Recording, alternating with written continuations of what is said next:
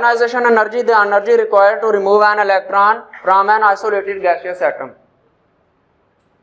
Energy चाहिए, किसी atom को एनर्जी चाहिए। जैसे इधर अगर हम फर्ज कर लें मैग्नीशियम है, मैग्नीशियम का क्या एटॉमिक नंबर है जी 12, तो इसके पहले शेल में ये लेने, मैग्नीशियम का एटॉमिक नंबर है जी 12, इसके पहले शेल में आ गए 2 इलेक्ट्रॉन, दूसरे शेल में कितने आ गए 8, और तीसरे में कितने आ गए 2। तो अगर हम यहां से ये इलेक्ट्रॉन रिमूव करेंगे तो इसके लिए पहले हमें सबसे पहले क्या करना पड़ेगा, रिमूव एन इलेक्ट्रॉन। इलेक्ट्रॉन को रिमूव करने के लिए एन आइसोलेटेड गैसियस एटम बनाना पड़ेगा। आइसोलेटेड अलग हुआ उसको कहते हैं गैसियस एटम, गैस में कन्वर्ट करना। अब गैस में कन्वर्ट करना क्यों जरूरी होगा भाई, जितने भी आप सॉलिड देखते हैं सॉलिड सारे के सारे इस तरीके से मिले हुए थे। ये देखो ये मिले हुए एटम, एटम के दरमियान में आयनिक या कोवेलेंट बॉन्ड इस मार्कर के दरमियान में बने हुए हैं, इसीलिए हम इसको पकड़ सकते हैं, ठीक है। लेकिन हम क्या करेंगे, इससे अगर इलेक्ट्रॉन निकालना चाहें तो इनमें से एक इलेक्ट्रॉन को बाहर, एक एटम को बाहर निकालेंगे। एक एटम को बाहर निकालेंगे तो फिर हम चेक करेंगे कि उसको कितनी एनर्जी चाहिए एक इलेक्ट्रॉन निकालने के लिए। अब यहाँ पर बहुत ज्यादा एटम है, अब हमें नहीं मालूम कि कौन सा कितनी एनर्जी ले लेगा और इलेक्ट्रॉन दे देगा। ये बिल्कुल ही ऐसे है कि जैसे ये आप 3 हैं, आप 3 स्टूडेंट, 1, 2 और 3, तीनों को हम क्या कर देंगे, बहुत बड़ा ट्रे चावलों का खिलाते जाएं, चावलों का ट्रे खाते जाएं। तो अब हमें नहीं पता कि उसने इनमें से कोई 1.5 प्लेट खाई है, 1 प्लेट खाई है, आधी प्लेट खाई है, किसने कितनी कितनी प्लेट खाई है नहीं पता। बड़े से बर्तन में हमने इनको चावल दे दिए, हमें नहीं पता किसने कितने खाए, कितनी उनकी रेंज थी, नहीं पता। वो सारे इकट्ठे ही लग पे ना परात में खाने, इफ्तारी करने के दौरान नहीं ना पता चलता। अब ये रोजाना इस टाइम गुजरती है। अब हम क्या करना चाहेंगे कि इनमें से एक को चेक करेंगे कि ये कितने चावल खाता है, तो उसके लिए हमें इन तीनों से अलहदा करके बैठाएंगे, उसको फिर चेक करेंगे कि ये कितने खाता है। अब अलहदा बैठाएंगे तो इसको हम प्लेटों में देंगे तो हमें पता चलेगा कि ये 5 प्लेटें चावल खाने की एबिलिटी रखता है। तो कैसे पता चलेगा, अगर इकट्ठे बैठे होंगे तो उनके दरमियान में इसका उल्ला प्ले खाया जाएगा, तो जरा उल्ले ही रखेंगे, अलहदा करेंगे इसको, तो हमें पता चल जाएगा कि ये इतनी रेंज रखता है ना। बिल्कुल ऐसा ही है, ये एटम जकड़े हुए मिले हुए एटम है, इनमें आयनिक और कोवेलेंट बॉन्डिंग के जरिए आपस में जुड़े हैं। हम इनको क्या करेंगे, पहले इसको आइसोलेट करेंगे, अलहदा करेंगे। अलहदा करने के लिए वो गैस बन जाएगा, गैस में कन्वर्ट हो जाएगा, तो उसमें से इलेक्ट्रॉन निकालना इजीली हो जाएगा। अब हमें पता चल जाएगा कि हम किसकी कितनी फिर एनर्जी दे रहे हैं। अलहदा हो गया ना, उस अलहदा एटम को हम कितनी एनर्जी दे रहे हैं कि ये इलेक्ट्रॉन बाहर जाएगा। अब ये इलेक्ट्रॉन क्या करेगा जी, बाहर चला जाएगा, और बदले में जो एनर्जी लेगा उस एनर्जी को क्या कहेंगे, आयोनाइजेशन एनर्जी। तो मैंने आपको कहा था आयोनाइजेशन एनर्जी और इलेक्ट्रॉन अफिनिटी अक्सर ये मिल जाते हैं, हमें नहीं पता चलता। तो हम क्या करेंगे कि आयोनाइजेशन एनर्जी के लिए हम कहेंगे आयोनाइजेशन एनर्जी। आयन और आयंस बनाने के लिए आई, क्या आई, एनर्जी। इसका मतलब आयोनाइजेशन एनर्जी आई, आयंस बनाने के लिए आई, एनर्जी आई। इस तरीके से हमें पता चल जाएगा, क्योंकि पंजाबी लफ्ज़ से आयो इधर आओ, तो हमें इससे आसानी से पता चलेगा। और जो दूसरी होगी वो इलेक्ट्रॉन अफिनिटी हो जाएगी, सही है, इसके ऑपोजिट जी। उसके बाद हमने इनको क्या करना है, आयोनाइजेशन एनर्जी के बाद हम इसके यूनिट देखेंगे, तो यूनिट हम लेंगे इसके किलो जॉल पर मोल में, ठीक है। इनके यूनिट हम किन में लेंगे जी, जैसे हम कहें कि अगर एटम है, ये मैग्नीशियम है, मैग्नीशियम ने क्या किया था, मैग्नीशियम ने एक इलेक्ट्रॉन दे दिया, तो बदले में जो एनर्जी थी डेल एच, इसको हम किससे प्लस 738 किलो जॉल पर मोल लिखते हैं। ये किलो जॉल पर मोल जो है ये है इसका यूनिट, और ये है एनर्जी, जो एनर्जी देनी पड़ी थी ये वाला इलेक्ट्रॉन निकालने के लिए। अब ये जो एनर्जी है 738 किलो जॉल पर मोल, ये किलो जॉल पर मोल एनर्जी क्या है जी, 1 मोल एटम, 1 मोल मैग्नीशियम के एटम, उनमें से जितनी एनर्जी निकलेगी वो होगी किलो जॉल पर मोल। अब 1 मोल कितने होंगे, एवोगाड्रोस नंबर के पर 6.02 × 10⁻⁻23 उतने एटम्स अगर हमारे पास हों तो उनकी एनर्जी को हम किलो जॉल पर मोल कहेंगे, ठीक है। यूनिट क्लियर हो गया। उसके बाद हमारे पास आ जाएंगे फैक्टर्स। फैक्टर्स की अगर बात करें तो एटॉमिक रेडियस, तो एटॉमिक रेडियस देखने के लिए आपको ये स्ट्रक्चर देखना पड़ेगा।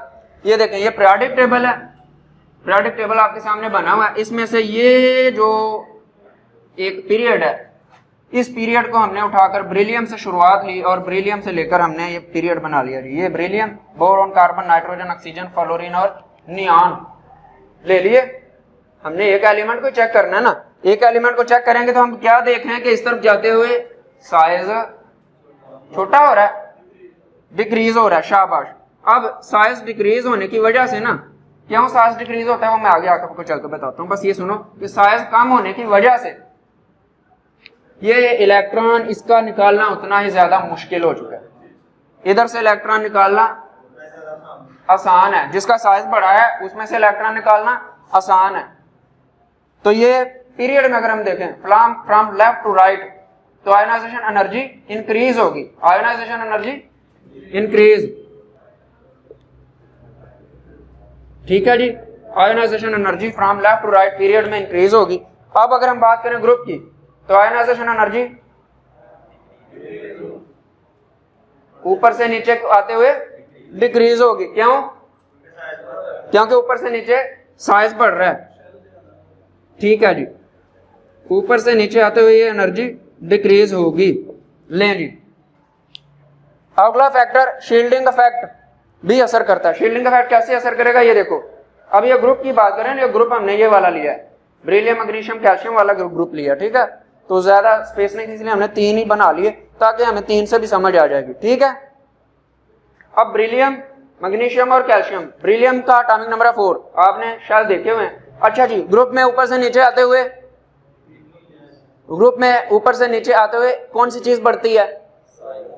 साइज बढ़ता है। क्यों बढ़ता है? क्योंकि इनमें नंबर ऑफ शेल का इजाफा होता है, नंबर ऑफ शेल का 1 by 1 इजाफा होगा ऊपर से नीचे जो आएंगे। अब इसके शेल कितने हैं? 2, इसके शेल 3, इसके शेल 4, इसके नीचे जो होगा वो 5, फिर 6। इसीलिए यहाँ पर साइज बढ़ने की वजह से, तो मैंने आपको आगे बताया, जिसका जितना बड़ा साइज होगा उसकी उतनी आयोनाइजेशन एनर्जी कम होगी, जिसका साइज जितना छोटा होगा उसकी आयोनाइजेशन एनर्जी उतनी ज्यादा होगी। लें जी, अब शील्डिंग इफेक्ट क्या है? शील्डिंग इफेक्ट क्या है? ये दरमियान में जो न्यूक्लियस है ना, ये न्यूक्लियस से आखिरी वाले इलेक्ट्रॉन, आखिरी वाला जो वेलेंस शेल है उसकी और उसमें मौजूद इलेक्ट्रॉन की जो कशिश है वो कमजोर होती जा रही है बीच में शेल लाने की वजह से। अब जो बीच में शेल लाते जा रहे हैं उनके बढ़ने को हम क्या कहेंगे? शील्डिंग इफेक्ट बढ़ रहा है, सही है। ऊपर से नीचे आते हुए शील्डिंग इफेक्ट बढ़ेगा, तो बढ़ने की वजह से जो इन पर आयोनाइजेशन एनर्जी होगी वो डिक्रीज हो जाएगी। क्यों? क्योंकि वो आखिरी वाले इलेक्ट्रॉन पर इस पॉजिटिव न्यूक्लियस की कशिश कम होती जाएगी। क्यों कम होगी? क्योंकि न्यूक्लियर चार्ज है तीसरे नंबर पर, क्योंकि ये इसी पीरियोडिक टेबल में सारे इसके कवर होने थे, इसलिए हमने पीरियोडिक टेबल भी बनाया और उनका एक ग्रुप और एक पीरियड हमने निकाल के रख लिया ताकि हम चारों के ट्रेंड को बयान कर सकें। अच्छा जी, आगे न्यूक्लियर चार्ज। तो न्यूक्लियर चार्ज पर अगर गौर करें तो ये देखो भाई, अगर इसमें इलेक्ट्रॉन 4 हैं तो इसमें पॉजिटिव 4 भी हैं, उसको हम प्रोटॉन कहते हैं। प्रोटॉन पर पॉजिटिव चार्ज है, तो बाहर जितने इलेक्ट्रॉन हो उतने ही प्रोटॉन भी न्यूक्लियस में मौजूद होते हैं। अब प्रोटॉन जो है ये पॉजिटिव वाले इन नेगेटिव वालों को अट्रैक्ट करेंगे। अब ये बाहर इलेक्ट्रॉन कम है इसलिए इसका साइज बड़ा है। अब इसमें पॉजिटिव 5 हैं, अब पॉजिटिव 5 वाले नेगेटिव वालों पर, नेगेटिव 5 जो बाहर इलेक्ट्रॉन उन पर अब कशिश ज्यादा करेंगे क्योंकि चार्ज बढ़ चुका है। चार्ज बढ़ने की वजह से पॉजिटिव वाले नेगेटिव वालों पर अट्रैक्शन कुछ ज्यादा करेंगे, तो एटम का साइज छोटा हो जाएगा। जारी बात है ना, वो चार्ज बढ़ रहा है, चार्ज बढ़ेगा तो छोटा होता जाएगा। इसी तरह यहाँ पर जो चार्ज है +6 आ जाएगा, +6, और बाहर इलेक्ट्रॉन पर -6 है। अब चार्ज और ज्यादा बढ़ चुका है तो ये बाहर वाले नेगेटिव अंदर वाले पॉजिटिव की तरफ अट्रैक्ट ज्यादा करेंगे, इसका साइज और छोटा हो जाएगा। इसी तरह इसका साइज और छोटा, और साइज छोटे से छोटा होता जाता है क्योंकि इनमें इलेक्ट्रॉन का इजाफा होता है 1 by 1, इनमें शेल का इजाफा होता है ग्रुप में 1 by 1, ठीक है। अब क्या होगा कि साइज इसी वजह से छोटा होता है और इसी वजह से इलेक्ट्रॉन निकालना मुश्किल होता है। तो न्यूक्लियर चार्ज क्या है? और न्यूक्लियस पर मौजूद चार्ज प्रोटॉन का चार्ज कह रहा है, ठीक है। ये प्रोटॉन चार्ज कहता है जितने ज्यादा पॉजिटिव होते जाते हैं ना, उतना ही ज्यादा फिर बाहर नेगेटिव वालों को अट्रैक्ट करना पड़ता है। अब ये जितना ज्यादा अट्रैक्ट करेंगे बाहर वाले इलेक्ट्रॉन्स को, उनमें से इलेक्ट्रॉन निकालना उतना ही ज्यादा मुश्किल होता जाएगा। तो डिपेंड कर रहे हैं ना पीरियोडिक टेबल में ये भी। तो दूसरी बात क्या डिपेंड करती है जी, अगर हम ग्रुप वाइज देखें तो न्यूक्लियर चार्ज इनमें भी बढ़ता है। मैग्नीशियम 12 है, इसके इलेक्ट्रॉन 12 हैं, तो इसमें प्रोटॉन भी कितने हुए न्यूक्लियस में? न्यूक्लियस में इसके प्रोटॉन भी जी 12 हो गए पॉजिटिव। अब इसकी अट्रैक्शन ज्यादा, लेकिन अगर हम गौर करें तो इसके नंबर ऑफ शेल भी तो 3 है ना, इस वजह से इसका साइज बढ़ जाएगा। इसमें नंबर ऑफ शेल 4 हो जाएंगे, इस वजह से इसका शेल जो अट्रैक्शन है वो कम हो जाएगी। क्यों? क्योंकि शेल जो है वो ज्यादा बढ़ गए हैं। ठीक है जी। उसके बाद एक और नेचर ऑफ ऑर्बिटल आती है। अगर हम बात करें ऑर्बिटल्स की, तो जो हमारे पास ऑर्बिटल्स होंगे, अगर हम देखें जी एस ऑर्बिटल, फिर p और d और f, ये 4 किस्म के ऑर्बिटल थे ना। s ऑर्बिटल में 2 इलेक्ट्रॉन, p ऑर्बिटल में 6, d में 10 और f में 14 इलेक्ट्रॉन आते थे। s ऑर्बिटल की शेप इस तरह की होती है। p ऑर्बिटल डबल शेप होती है जी, 1, 2 और 3। ये 3 किस्म के s के ऑर्बिटल होते हैं। ठीक है, p के ऑर्बिटल होते हैं 3। अब जरा आप गौर करें ना, तो हम इनमें से अगर देखें तो ये s ऑर्बिटल सबसे छोटा ऑर्बिटल होता है और इसमें से 2 इलेक्ट्रॉन आ सकते हैं। अब 2 इलेक्ट्रॉन इसमें, 2 इलेक्ट्रॉन इसमें, 2 इलेक्ट्रॉन इसमें, कितने के हो गए 2 इलेक्ट्रॉन? 6 इलेक्ट्रॉन। इस वजह से p में इलेक्ट्रॉन आएंगे 6 और इसके ऑर्बिटल होते हैं 3। अगर हम बात करें d, तो d सब शेल जो है इसमें भी इसका जो स्ट्रक्चर होगा ना वो इस तरीके से होगा जी, ऐसे। f जो है इसका स्ट्रक्चर और ज्यादा कॉम्प्लेक्स होता जाता है जी। तो अगर हम बात पर गौर करें तो ये s ऑर्बिटल छोटा होने की वजह से न्यूक्लियस के ज्यादा करीब होता है। फर्ज कर लो, अगर मैं आपको स्ट्रक्चर बनाकर दिखाऊं कि ये है जी न्यूक्लियस और ये उसी के ऊपर छोटा सा क्या है जी एस सब शेल, तो इसमें मौजूद 2 इलेक्ट्रॉन्स हैं, तो ये न्यूक्लियस के ज्यादा करीब हैं। तो न्यूक्लियस पर कौन सा चार्ज? पॉजिटिव, और इलेक्ट्रॉन पर नेगेटिव। तो इनको निकालना, इलेक्ट्रॉन्स को निकालना बहुत मुश्किल। इसका मतलब एस ऑर्बिटल में इलेक्ट्रॉन को निकालना सबसे मुश्किल। तो एस से अगर इलेक्ट्रॉन निकालना सबसे मुश्किल, तो इसकी आयोनाइजेशन एनर्जी फिर सबसे ज्यादा, एस की आयोनाइजेशन एनर्जी सबसे ज्यादा, ग्रेटर देन। उसके बाद पी, तो पी जो होता है ये डबल होता है, डी जो होता है ये डबल डबल होता है, एफ जो है ये उससे भी कॉम्प्लेक्स होता है। तो जो हम ऊपर की जानिब आए ना, तो ये न्यूक्लियस से जरा दूर हट जाते हैं सब शेल, ये डी वाले उससे भी जरा दूर हट जाते हैं न्यूक्लियस से, और एफ वाले उससे भी ज्यादा दूर। क्यों? क्योंकि ये अगर यहाँ पर हम फर्ज कर लें न्यूक्लियस रख लें, तो ये वाले जो मौजूद हैं सब शेल, इलेक्ट्रॉन पर जब दूरी पर जाएगा ना, तो दूरी में जाने की वजह से इसको बाहर से अट्रैक्शन मिलेगी, तो ये फौरी तौर पर चला जाएगा एनर्जी लेकर। ठीक है, तो ये जो एफ सब शेल है इसमें से आसानी से इलेक्ट्रॉन निकाल सकते हैं। इसका मतलब इसकी आयोनाइजेशन एनर्जी भी सबसे कम होगी। चीज की सबको समझ आ गई जी। आगे एस सब शेल की एनर्जी सबसे ज्यादा, उसके बाद पी की, उसके बाद डी की, और सबसे कम किसकी जी? एफ सब शेल की। आपको भी समझ आई?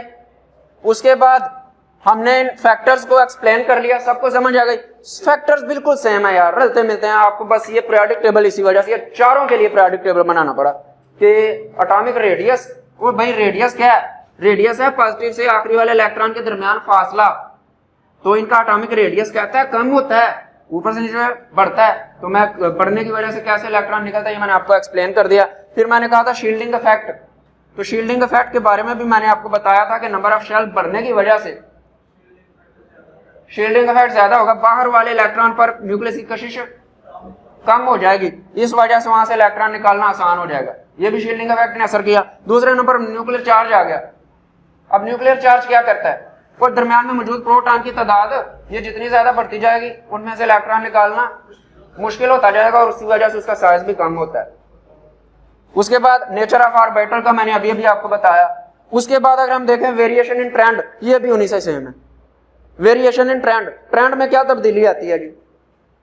और ट्रेंड किसका? पीरियोडिक टेबल का ट्रेंड, रुझान किस तरफ? अगर हम देखें ग्रुप में लेफ्ट टू राइट, तो इसका रुझान क्या कर रहा है? आयोनाइजेशन एनर्जी इंक्रीज कर रही है यार। अभी मैंने ये चारों फैक्टर्स में बताया ना, आयोनाइजेशन एनर्जी इंक्रीज करेगी, छोटे से छोटा शेल उतने ही ज्यादा उसके इलेक्ट्रॉन न्यूक्लियस के करीब होंगे, तो बहुत मुश्किल होगा वहां से इलेक्ट्रॉन निकालना। इस वजह से हम क्या कहेंगे कि इलेक्ट्रॉन बहुत मुश्किल से निकलेगा, तो इसका शील्डिंग इफेक्ट, वो जो वेरिएशन इन ट्रेंड है वो from left to right period में आयोनाइजेशन एनर्जी इंक्रीज करेगी। आपको ये जरूर बयान करना पड़ेगा इसके ट्रेंड में। यही तो ट्रेंड है, ट्रेंड रुझान के एक तरफ से दूसरी तरफ जाने का क्या रुझान है इसका होता है, ये लिखना होता है। दूसरी तरफ अगर तुम देखें वेरिएशन इन ट्रेंड हमने ग्रुप पीरियड में तो बयान कर दिया, अब हम करते हैं ग्रुप में। अब ग्रुप में एक्सप्लेन करें तो हमारे पास आयोनाइजेशन एनर्जी ऊपर से नीचे डिक्रीज करेगी। क्यों डिक्रीज करेगी, ये चारों फैक्टर्स में हमने सीखा कि क्यों डिक्रीज करेगी। ठीक है जी, कोई मसला तो ना रहा। उसके बाद लेकिन इसमें जो आपने चीज लिखनी होती है ना ग्रुप में, ये पॉइंट जरूर लिखना होता है कि फ्रॉम अप टू डाउन इसकी जो आयोनाइजेशन एनर्जी होगी वो डिक्रीज करेगी। ठीक है, ये जरूर पॉइंट है। उसके बाद higher ionisation energy, higher ionisation energy में देखें तो आपके सामने मैंने ये मैग्नीशियम एटम का शेल बनाए थे जी। अब मैग्नीशियम एटम मौजूद है, इसमें से ये इलेक्ट्रॉन निकालने के लिए इतनी एनर्जी हमें खारिज करनी पड़ी। कौन सा इलेक्ट्रॉन निकालने के लिए, ये वाला इलेक्ट्रॉन निकालने के लिए हमें कितनी एनर्जी देनी पड़ेगी, 738 किलो जूल पर मोल। अगर हम क्या करें, मैग्नीशियम 2 पॉजिटिव, क्योंकि हमने इसी को ही लिया, इसी मैग्नीशियम को लिया जिसमें से पहले से ये इलेक्ट्रॉन निकला हुआ था।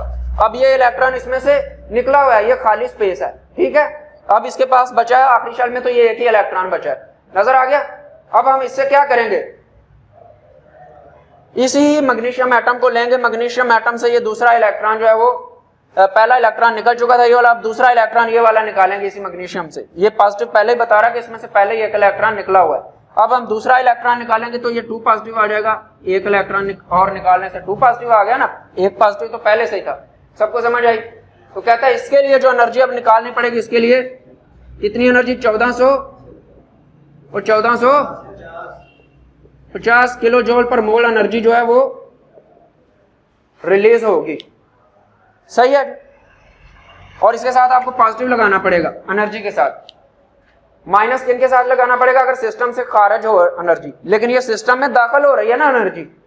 ठीक है जी, अब इस वाले ये वाला जो इलेक्ट्रॉन था ये निकालने के लिए भी हमें कितनी एनर्जी देनी पड़ेगी, ये वाली एनर्जी डबल हो गई है ना, है? नहीं, ये जरूरी नहीं होता कि जितनी ये है कि 738 तो ये 1400 कितनी बनी थी, 1476 हो जाए, ये कोई पक्का फिक्स नहीं होता, गालबन उसके लगभग होती है। ठीक है, अगर हम क्या करें 738 है तो ये 1450 है, तो इसका मतलब गालबन तकरीबन ये जो ना उसके डबल के करीब आ जाती है। लेकिन क्यों डबल के करीब आती है, क्योंकि ये आखिरी शेल है, इसमें से बचा हुआ एक ही इलेक्ट्रॉन था, इसको तो निकालना आसान था बच्चे, लेकिन जब ये वाला शेल आ जाएगा इसमें से इलेक्ट्रॉन निकालना और ज्यादा मुश्किल हो जाएगा, बहुत ज्यादा मुश्किल हो जाएगा। इसके लिए तो हमें 7000 तक एनर्जी देनी पड़ेगी, 7000 से भी ज्यादा एनर्जी देनी पड़ेगी तीसरी बार। क्यों? क्योंकि इसका तो पहले ये ऑक्टेट पूरा है, ये इसकी शेप जो है वो नियान जैसी फुलफिल है। अब नियान की तरह ये रहना चाहता है, जनती ग्रुप है, उस जैसा बनना चाहता है, बन चुका है। अब ये क्यों करेगा कि अपने आप को बिगाड़े, ये इलेक्ट्रॉन इसलिए देगा तो फिर बहुत ज्यादा रकम लेकर कोई गुनाह करेगा। अब क्या करेगा, इसको कोई बहुत ज्यादा एनर्जी देगा, फिर ये अपना इलेक्ट्रॉन खारिज करेगा। ठीक है जी, अब देखो ना, अब आप कहें कि ये तीसरा इलेक्ट्रॉन निकालने के लिए जी इसको फिर से ट्रबल कर दें, जो ट्रबल है वो एनर्जी आनी चाहिए थी, ये नहीं, उसने अपना रुझान देखना है, उसने अपना सुकून देखना है। आप सिनेमा घरों में जाए ना, तो जहां पर आपको फ्रंट सीट होती है वहां पर आपको सिनेमा में फिल्म देखने का बड़ा मजा आता है। कोई आपको उठाकर पीछे भेजे तो आप क्या हो जाएंगे, दुखी अफसुर्दा हो जाएंगे। लेकिन इसी तरह बिल्कुल ये भी है, स्टेबल है, इसकी स्टेबिलिटी को तोड़ने के लिए इसको मनाना औखा हो जाएगा। क्यों मनाना? अच्छा, इसका क्यों इलेक्ट्रॉन, एक और वजह यह कि इसमें उतने ही पॉजिटिव ज्यादा हैं। अब देखो ना, एक तरफ प्रोटॉन है, उनमें कोई कमी नहीं आई, लेकिन इलेक्ट्रॉन में कमी आई, पहले एक चला गया, फिर दूसरा इलेक्ट्रॉन चला गया, अब बचे कम इलेक्ट्रॉन। यानी मैग्नीशियम 12 थे, उसमें से 12 प्रोटॉन है, 12 इलेक्ट्रॉन थे, लेकिन 2 निकल गए, तो इलेक्ट्रॉन कितने रह गए, 10। अब 10 वालों पर 12 वाले की अट्रैक्शन ज्यादा हो गई है। अब ज्यादा अट्रैक्शन होने की वजह से इसका ये तीसरा इलेक्ट्रॉन निकालना और मुश्किल है। ये दूसरी बात समझ आ गई। पहली बात क्या थी, नोबल गैस जैसा बन चुका था तो ये बनना ही रहना चाहता था।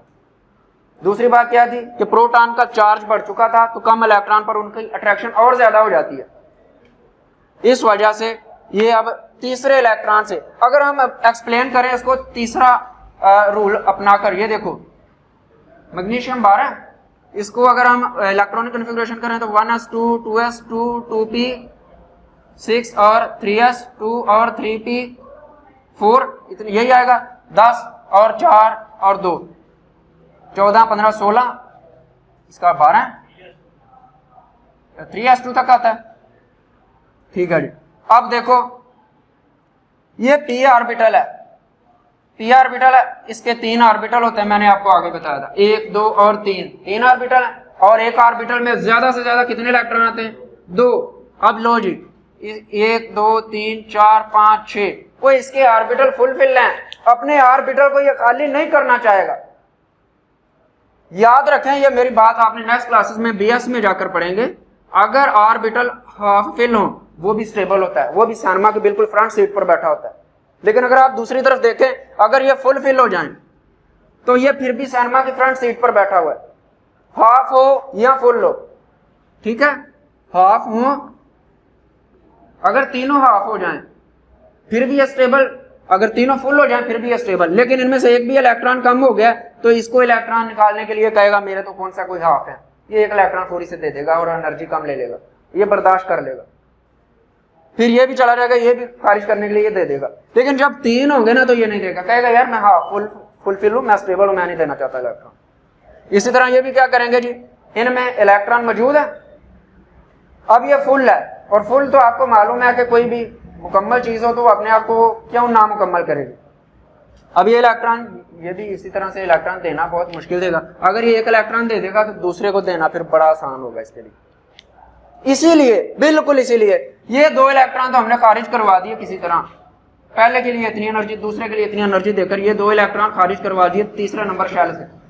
अब दूसरे नंबर पर शेल पर जो p ऑर्बिटल है उसमें 6 इलेक्ट्रॉन मौजूद हैं, फुलफिल है, वो अपने आप को नहीं चाहता मैं नामुकम्मल करूं, इस वजह से उसके लिए और ज्यादा एनर्जी देनी पड़ेगी। तो ये क्या हो जाएगा, मैग्नीशियम 3 पॉजिटिव और 2 पॉजिटिव ये वाला लेंगे। इसमें से अब जब ये भी इलेक्ट्रॉन निकल जाएगा तो इस पर 3 पॉजिटिव और ये इलेक्ट्रॉन आ जाएगा।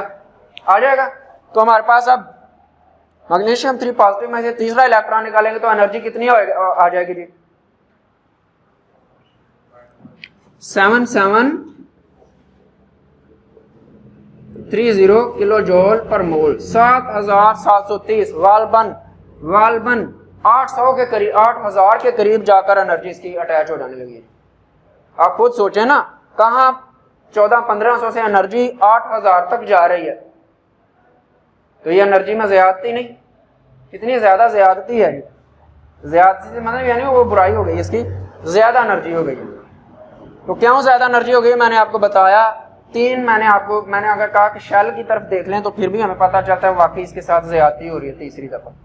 अगर हम देखेंगे ये नियॉन जैसा हो गया जंती ग्रुप तब भी इसके साथ ज्यादती। अगर हम देखें इस लिहाज से तब भी इसके साथ ज्यादती। अगला पॉइंट एप्लीकेशन से आऊंगी, मेटालिक करैक्टर। मेटालिक करैक्टर ये होगा जहां पर मेटालिक करैक्टर ज्यादा होगा। मेटल, सबसे पहले मेटल किसको कहते हैं? मेटल कहते हैं जो इजीली इलेक्ट्रॉन दे सकती है। मेटल इजीली इलेक्ट्रॉन दे सकती है।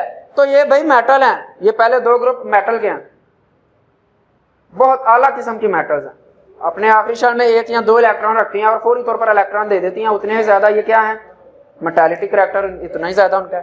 तो ये ऊपर से नीचे आते हुए जितने इनका मेटालिक करैक्टर बढ़ेगा, क्योंकि ऊपर से नीचे आते हुए आखिरी शेल जो है वो प्रोटॉन से दूर होता जाएगा, तो इलेक्ट्रॉन इजीली देता जाएगा। जब इलेक्ट्रॉन इजीली देता जाएगा तो नतीजे के तौर पर इसका मतलब इनका मेटालिक करैक्टर ऊपर से नीचे,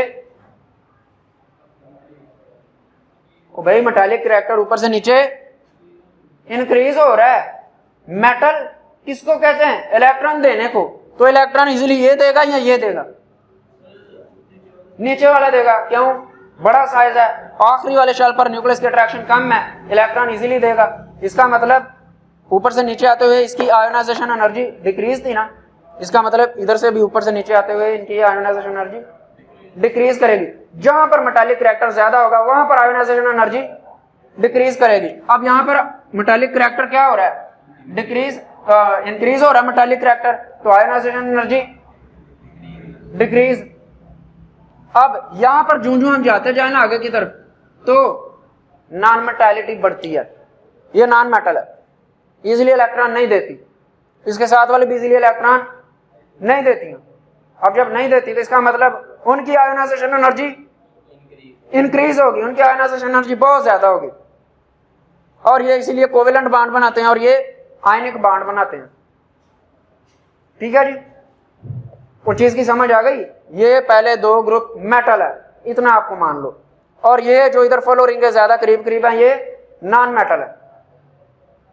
चलें जी, नेक्स्ट हम किस पर जाते हैं अब, इंडिकेशन ऑफ वैलेंस इलेक्ट्रॉन। तो ये वैलेंस इलेक्ट्रॉन के बारे में बताता, देखो ना हमें पता चल गया अगर हम इसमें से मैग्नीशियम से कोई भी इलेक्ट्रॉन खारिज करें, रिमूव करें, तो उसकी एनर्जी अगर निकल जाए 1450 किलो जूल पर मोल एनर्जी रिलीज हो, इसका मतलब हम कहेंगे ये उसका जरूर दूसरा इलेक्ट्रॉन होगा वैलेंस शेल में मौजूद। तो इसका मतलब ये वैलेंस शेल के बारे में भी बताता है ना, बता रहा है ना इसके। और तीसरा क्या है, indication nature of compounds, compound के बारे में बताएगा वो आयनिक रखता है या हम कोवेलेंट बॉन्ड बना सकते हैं। तो हमें मालूम है जो मेटल होंगे इजीली इलेक्ट्रॉन देंगे वो आयनिक करैक्टर रखते हैं, और जो यहाँ पर होंगे नॉन मेटल वो इजीली इलेक्ट्रॉन नहीं देते, तो उनकी आयोनाइजेशन एनर्जी भी बहुत ज्यादा होगी। इसका मतलब जिनकी आयोनाइजेशन एनर्जी ज्यादा होगी वो कोवेलेंट बॉन्ड बनाएंगे, जिनकी आयोनाइजेशन एनर्जी कम होगी वो आयनिक बॉन्ड बनाएंगे। सही है। ये दरमियान में जो है ना ये एलिमेंट, ये जो मेटल और नॉन मेटल दोनों के दरमियान में होता है मेटलाइड, कहता है वो फिर कोवेलेंट बॉन्ड बनाएंगे, हमें इससे भी इसका पता चल जाएगा। ये थोड़ा थोड़ा ना हिंट दिया हुआ है आपकी बुक में, कोई इतनी मुश्किल वाली बात नहीं है। ठीक है, उसके बाद अच्छा मुझे ये बताओ इस पीरियोडिक टेबल में सबसे ज्यादा आयोनाइजेशन एनर्जी किसकी होगी, सबसे ज्यादा आयोनाइजेशन एनर्जी जिसमें से इलेक्ट्रॉन निकालना बहुत ज्यादा मुश्किल होगा, किसकी होगी पूरे पीरियोडिक टेबल में? ऊपर किस तरफ, फ्लोरीन, नियॉन, ये सबसे लास्ट हीलियम, किसमें से? इन्होंने कहा हीलियम, आपने कहा फ्लोरीन, आपने अकील फ्लोरीन जी, और फ्रांसियम तो इतने आ गया यार, तो बिल्कुल ही ऑपोजिट चला गया। हीलियम और नियॉन और फ्लोरीन, ये भाई यही है, इनमें से सबसे ज्यादा आयोनाइजेशन एनर्जी होगी हीलियम की। ठीक है जी, इनका जवाब दुरुस्त है कि हीलियम की एनर्जी सबसे ज्यादा होगी। कैसे? अगर आप इनके सब शेल बनाए ना, ये सब शेल बनाए तो ये आ जाएगा जी हाइड्रोजन अगर बनाए 1s1, इसके ऑर्बिटल में एक इलेक्ट्रॉन, इसको चलो बहुत मुश्किल से बनाएंगे इलेक्ट्रॉन देने के लिए, लेकिन अगर हम चले जाए हीलियम में तो हीलियम का क्या एटॉमिक नंबर है जी 2, तो 1s2 यानी s ऑर्बिटल के इधर से इलेक्ट्रॉन खारिज करना निहायत मुश्किल है। एक तो मैंने ये बताया था कि s ऑर्बिटल से इलेक्ट्रॉन निकालना तीनों बाकी ऑर्बिटल से सबसे ज्यादा मुश्किल है, लेकिन यहाँ पर s ऑर्बिटल के पास है ही 2 इलेक्ट्रॉन, ये है अभी फुलफिल, वो हाफ हो या फुलफिल हो वो स्टेबल होते हैं ऑर्बिटल, याद है ना। अब ये देखो ना यहाँ पर 2 इलेक्ट्रॉन है तो ये फुलफिल है, और है अभी s वाला, अगर p वाला फुलफिल होता तो आसानी से इलेक्ट्रॉन निकल जाता, लेकिन ये s वाला फुलफिल है, इसलिए इसको सबसे ज्यादा आयोनाइजेशन एनर्जी देंगे हीलियम को, इस वजह से इससे इलेक्ट्रॉन निकाल सके। Hopes you understand.